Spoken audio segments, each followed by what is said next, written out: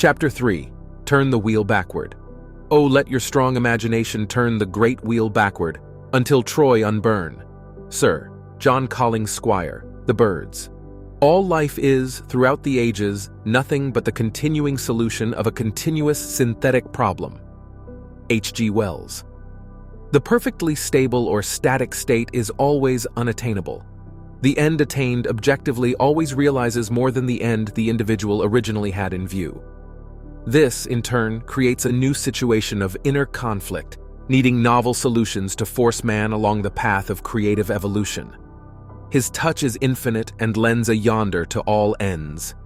George Meredith, Hymn to Color.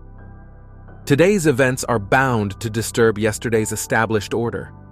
The creatively active imagination invariably unsettles a pre-existing peace of mind.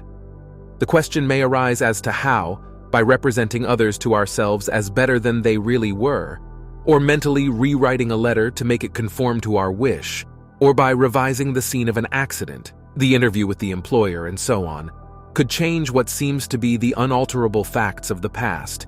But remember my claims for imagining. Imagining creates reality. What it makes, it can unmake.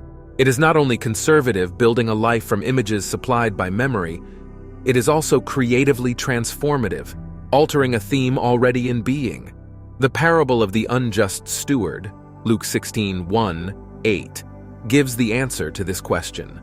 We can alter our world by means of a certain illegal imaginal practice, by means of a mental falsification of the facts, that is, by means of a certain intentional imaginal alteration of that which we have experienced. All this is done in one's own imagination. This is a form of falsehood which not only is not condemned, but is actually approved in the gospel teaching. By means of such a falsehood, a man destroys the causes of evil and acquires friends, and on the strength of this revision, proves, judging by the high praise the unjust steward received from his master, that he is deserving of confidence.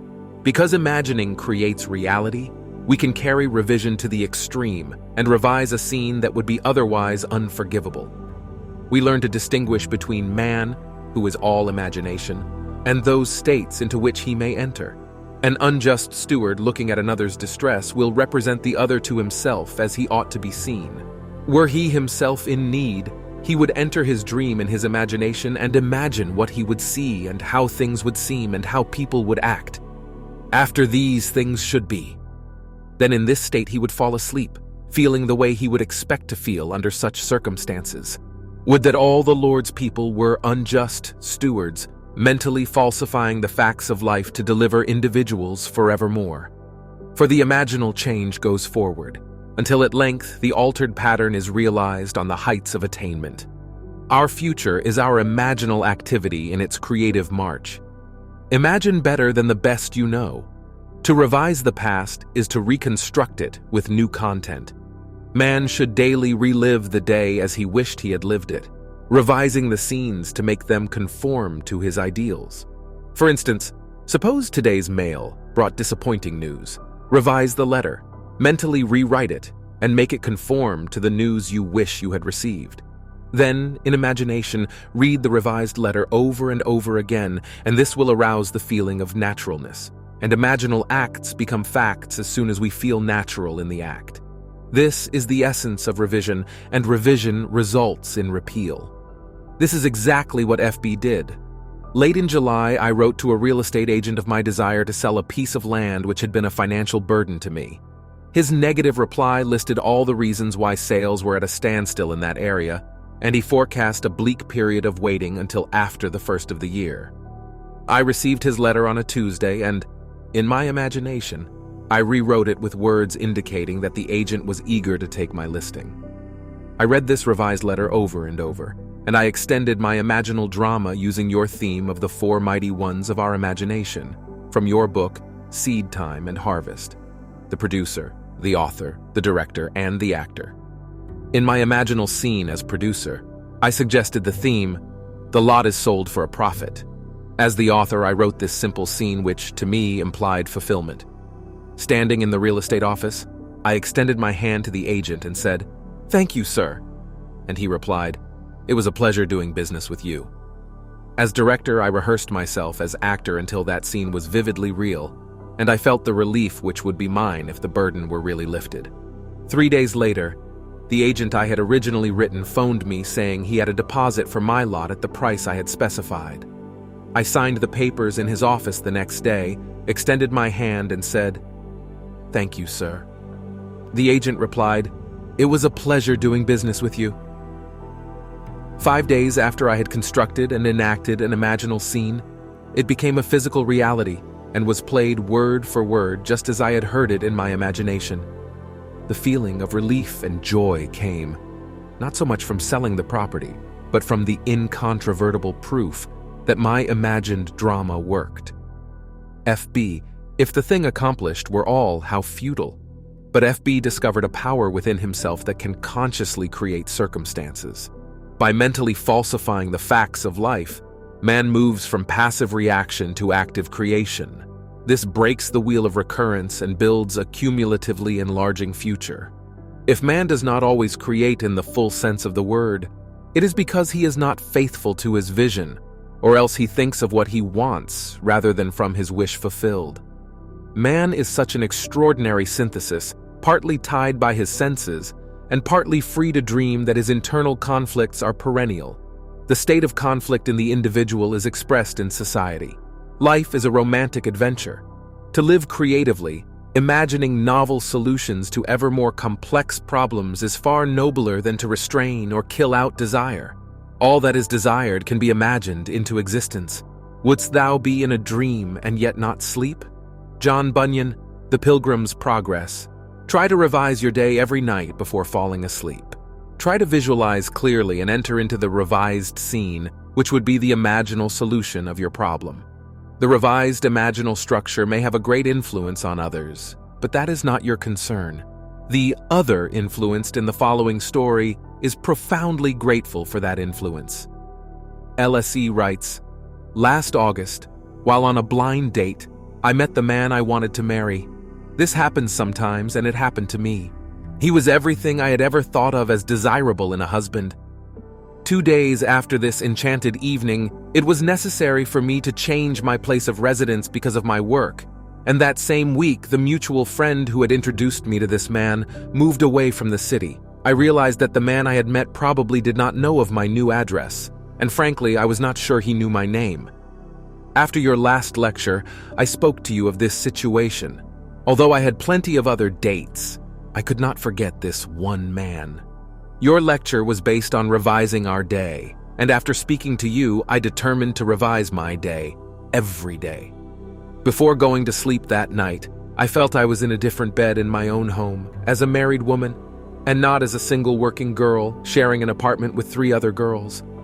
I twisted an imaginary wedding band on my imaginary left hand, saying over and over to myself, "This is wonderful, I really am Mrs. J.E." And I fell asleep in what was, a moment before, a waking dream. I repeated this imaginary scene for 1 month, night after night. The first week in October, he found me. On our second date, I knew my dreams were rightly placed. Your teaching tells us to live in the end of our desire until that desire becomes fact. So although I did not know how he felt toward me, I continued, night after night, living in the feeling of my dream realized. The results? In November, he proposed. In January, we announced our engagement, and the following May, we were married. The loveliest part of it all, however, is that I am happier than I ever dreamed possible, and I know in my heart, he is too. Mrs. G. By using her imagination radically instead of conservatively, by building her world out of pure dreams of fancy rather than using images supplied by memory, she brought about the fulfillment of her dream. Common sense would have used images supplied by her memory, and thereby perpetuated the fact of lack in her life. Imagination created what she desired out of a dream of fancy. Everyone must live wholly on the level of imagination, and it must be consciously and deliberately undertaken. Lovers and madmen have such seething brains, such shaping fantasies, that apprehend more than cool reason overcomprehends. William Shakespeare, A Midsummer Night's Dream. If our time of revision be well spent, we need not worry about results. Our fondest hopes will be realized. Art thou real, Earth? Am I? In whose dream do we exist? Approx. Frank Kendon, The Timepiece. There is no inevitable permanence in anything. Both past and present continue to exist only because they are sustained by imagining on some level or other. And a radical transformation of life is always possible by man revising the undesirable part of it. In his letter, Mr. R.S. questions this subject of influence. During your current series of lectures, trouble developed with collections on one of my trust deeds. The security, a house and lot, was neglected and run down. The owners were apparently spending their money in bars, while their two little girls, aged 9 and 11, were noticeably uncared for. However, forgetting appearances, I began to revise the situation. In my imagination, I drove my wife past the property and said to her, "Isn't the yard beautiful? It's so neat and well cared for. Those people really show their love for their home. This is one trust deed we will never have to worry about." I would see the house and lot as I wanted to see it. A place so lovely, it gave me a warm glow of pleasure. Every time the thought of this property came to me, I repeated my imaginal scene. After I had been practicing this revision for some time, the woman who lived in the house had an automobile accident. While she was in the hospital, her husband disappeared. The children were cared for by neighbors, and I was tempted to visit the mother in the hospital to reassure her of assistance, if necessary. But how could I, when my imaginary scene implied that she and her family were happy, successful, and obviously contented? So I did nothing but my daily revision. A short while after leaving the hospital, the woman and her two daughters disappeared also. Payments were sent in on the property, and a few months later she reappeared with a wedding certificate and a new husband. At this writing, all payments are right up to date. The two little girls are obviously happy and well cared for, and a room has been added to the property by the owners giving our trust deed additional security. It was mighty nice to solve my problem without threats, unkind words, eviction, or worry about the little girls. But was there something in my imagining that sent that woman to the hospital? R.S. Any imaginal activity acquiring intensity through our concentrated attention to clarity of the end desired tends to overflow into regions beyond where we are. But we must leave it to take care of such imaginal activity itself. It is marvelously resourceful in adapting and adjusting means to realize itself. Once we think in terms of influence rather than of clarity of the end desired, the effort of imagination becomes an effort of will, and the great art of imagining is perverted into tyranny.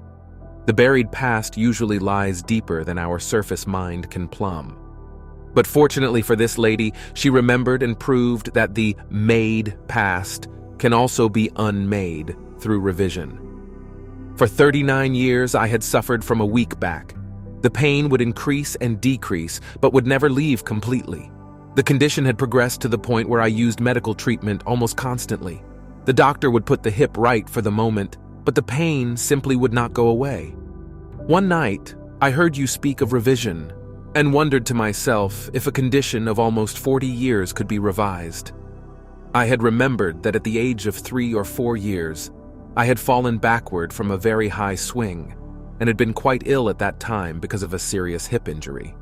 From that time on, I had never been completely free from pain, and had paid many a dollar to alleviate the condition, to no avail.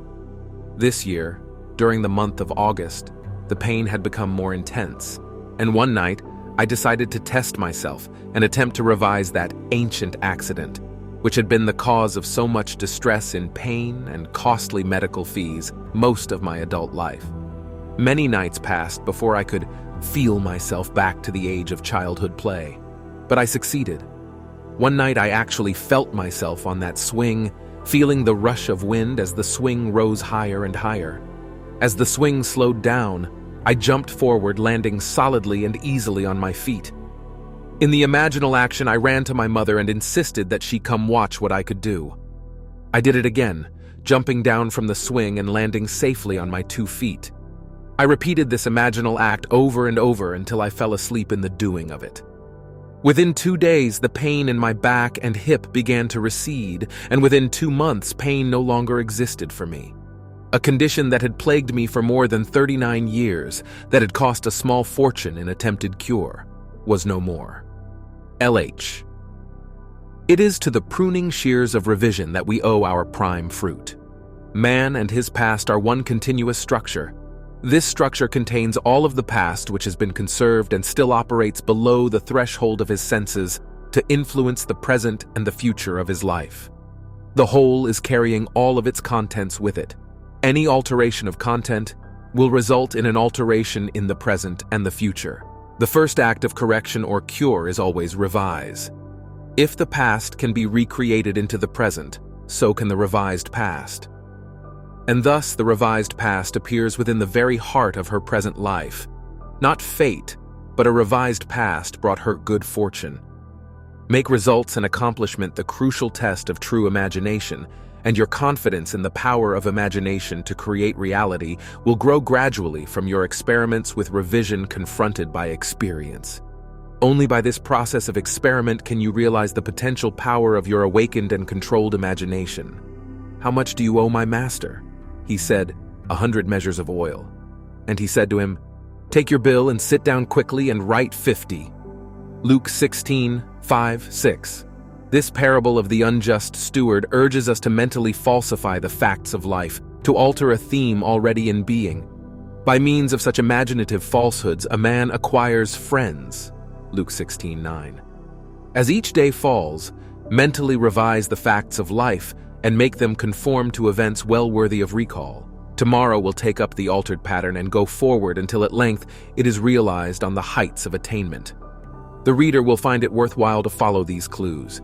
Imaginal construction of scenes implying the wish fulfilled and imaginative participation in these scenes until tones of reality are reached. We are dealing with the secret of imagining, in which man is seen awakening into a world completely subject to his imaginative power. Man can understand recurrence of events well enough. The building of a world from images supplied by memory, things remaining as they are. This gives him a sense of security in the stability of things. However, the presence within him of a power which awakens and becomes what it wills, radically changing its form, its environment, and the circumstances of life, inspires in him a feeling of insecurity, a dreadful fear of the future. Now, it is high time to awake out of sleep, Romans 13:11, and put an end to all the unlovely creations of sleeping man. Revise each day. Let your strong imagination turn the great wheel backward until Troy unburn. Sir, John Collings, Squire, The Birds.